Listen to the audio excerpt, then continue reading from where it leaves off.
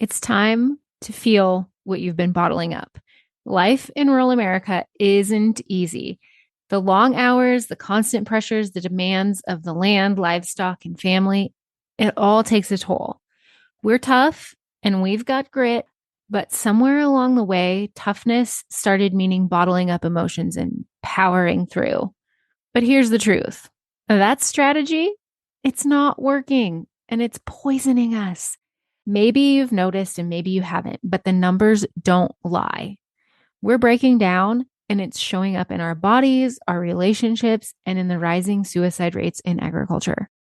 You don't have to carry any of it alone. There's another way. If you're ready to stop being weighed down and start moving forward, my one-on-one good movement guidance is now open. Visit the link in the show notes to learn more and see if one-on-one guidance could be for you.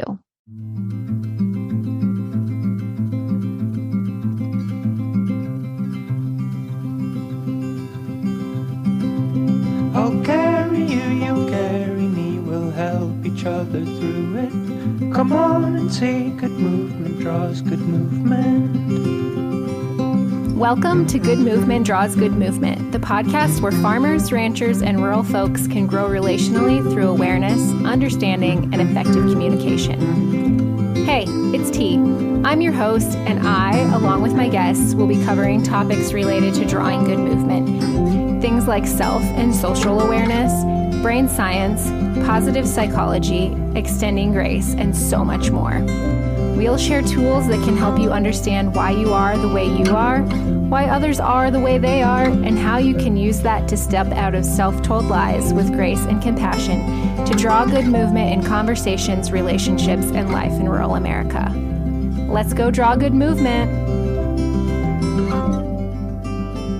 Welcome back to the Good Movement Draws Good Movement podcast. If you are an avid listener to this cast pod, as a friend refers to it, you may have picked up on the fact that I often record episodes inspired by whatever's going on in real time prior to my recording deadline. Events that have taken place, topics that have come up in conversation, etc. And today's episode is no different. Today, we're talking about something that's so important in communication, relationships, and good movement. It's also something I think that gets overlooked or gets a bad rap sometimes. That something is boundaries. And this episode is inspired by a recent conversation with a friend about mom guilt. She sent me a message last week that read something like this. I'm paraphrasing. Last year, after VBS, I was overwhelmed and burned out. And after 6 years of helping and or teaching, I decided it was time for a break and I'm not teaching this year. But when I dropped the kids off this morning, I felt so guilty. Like the mom guilt is eating me alive. Those were not her exact words. That's my paraphrase. I added the mom guilt is eating me alive because I've experienced mom guilt and that's kind of what it feels like. Now, I can't remember in what order I said the following, but I told her, I'm proud of you for being self-aware enough to recognize that you needed a break. And I'm proud of you for taking the break. And mom guilt is real and it sucks. Now, whether you're a mom or not, as humans, when it comes to setting and holding boundaries, we can easily fall into feelings of guilt or even let those feelings of guilt hold us back from holding the boundary. We feel guilty that we're not doing what other people are asking from us. We're not participating. Whatever it may be, we can even feel selfish when we do hold the boundary, which does not help with the guilt. We think we're wronging others by saying no or doing what's best for us and our mental and emotional well-being. But you know what? Setting and holding boundaries is actually one of the kindest things we can do for others because it's one of the kindest things we can do for ourselves. Good movement draws good movement, and good movement starts with us.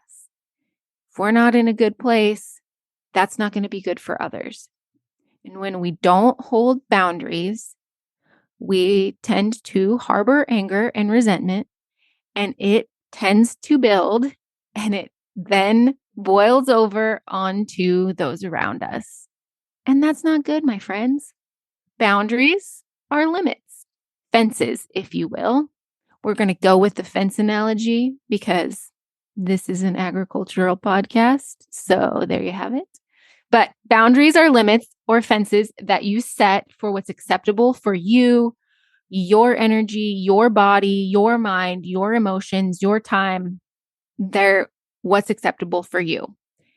Contrary to popular belief, and by popular belief, I totally mean what I used to think boundaries were. Boundaries are not rules for other people. Boundaries are not rules for someone else and how they should act or live their life. Just like good movement, a good boundary starts with us. It's recognizing what we're feeling in our body, what emotions are coming to the surface, being willing to listen to what those emotions are trying to communicate to us and honoring that and proceeding accordingly. Just like a fence, boundaries can be permanent, temporary, or invisible. And what I mean by that is you can set a boundary that is really sturdy and firm and permanent, like hard to move. You might not ever move it or pull it out or any of that, like continuous fence. It's metal fence with pipe posts and concrete in the ground. That ain't going to budge. That is a hard boundary. Or it can be barbed wire, which is permanent, but more easily taken out and moved and adjusted. Or it can be temporary, like the fence that Tom and I are putting up for our cattle that we're grazing on our intensive meadow rotation this summer. It's a string fence with step-in posts. It gets moved frequently, like it's easily put in and taken out. Or it can be invisible.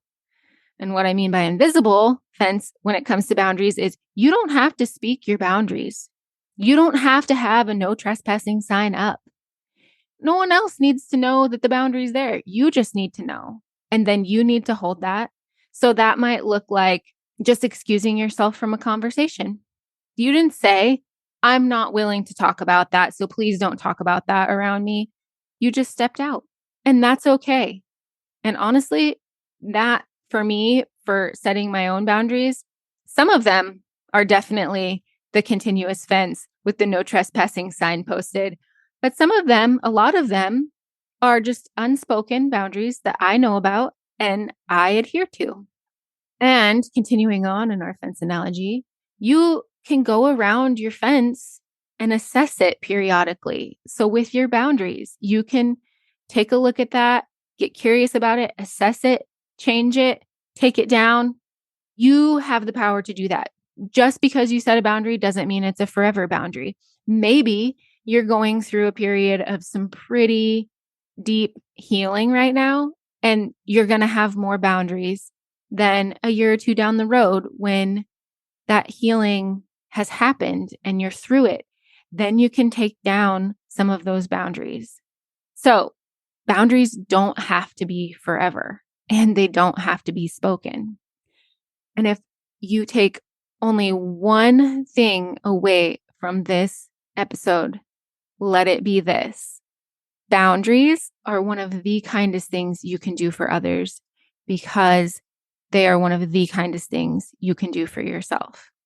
Going back to the conversation with my friend, I also encouraged her and told her, I understand that you're feeling guilty, but if you had gone ahead and taught VBS this year, feeling the way that you were feeling last year and knowing that feeling had not subsided, those kids would have picked up on that.